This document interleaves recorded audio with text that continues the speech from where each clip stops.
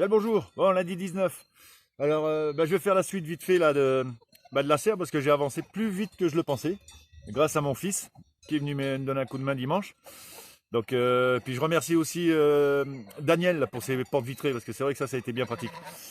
Donc on va faire un petit tour ce lundi 19. Allez, c'est parti. Bon, commençons d'abord par ce petit tour d'horizon. Il a bien gelé aujourd'hui, hein. Enfin cette nuit. La mare elle est bien gelée là, jusque sur les bords. Les petites poules là. La petite Lisa. Vous voyez, j'ai bien débarrassé. Parce que là, on reçoit des assistantes sociales le 22 là, pour l'agrément de famille d'accueil. Donc en espérant que ça marche. Puis si ça marche pas, au moins j'aurai tout rangé.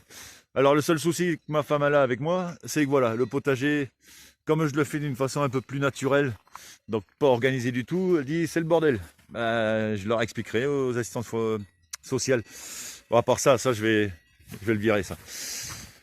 Donc ce matin quand j'ai ouvert à 7h aux poules, il faisait bon dedans. C'est la serre que je voulais voir. Donc, vous voyez, c'est bien gelé. Hop. Mais bon, à l'intérieur, tout va bien, on va dire. Tout va bien pour l'instant. Je vais pouvoir récupérer mes navets. De toute façon, pas se viander. Là, pareil, je suis en train de remplir. Je fais à l'ancienne en fait. Donc le tas de terre, il va sauter là-bas. Et je remplis les drains de pierre comme il faisait dans le temps. Et après, je vais recouvrir de terre. Comme ça me fera encore une surface un peu plus grande et pour aménager. Ça sera sûrement, comme il y aura des pierres, je vais sûrement mettre que des haies là. Des haies de framboises, enfin tous de petits fruitiers. Voilà, encore du bois à récupérer pour cet hiver. C'est bien blanc là. Hop. Donc voilà ce que ça donne de face. Et ça fait, ça me fait une grande surface quand même. Donc on dirait une sorte de vaisseau spatial limite. Enfin dans ma tête, hein, bien sûr. Donc là le but sur les côtés, pareil, hein, ça va être, je vais faire des parterres de terre tout le tour, qui va rejoindre cette zone là en fait, avec toute la terre que je vais enlever à l'intérieur. Puis là, même avec cette ouverture là, voilà. Je vais pas dire qu'il fait meilleur, mais ça résonne en tout cas. Voilà, on y est. J'ai de quoi m'amuser. J'ai de quoi préparer. Bon, après, il y a plein de finitions à faire. Là, ça va être de la terre-paille, système que j'aime bien. Et derrière, tout aplatir bien comme il faut. Comme ça, on verra même à travers les carreaux. Je pourrai voir la vie des insectes. Ça fera une sorte de... Vous savez, les fourmilières qu'on donne aux enfants, là. Donc voilà. Voilà ce que ça donne. Donc, je suis bien conscient que je parle pas beaucoup de légumes en ce moment. Dans la mesure où je suis bien occupé par plein de trucs. Donc, entre autres, la fabrication de cette serre.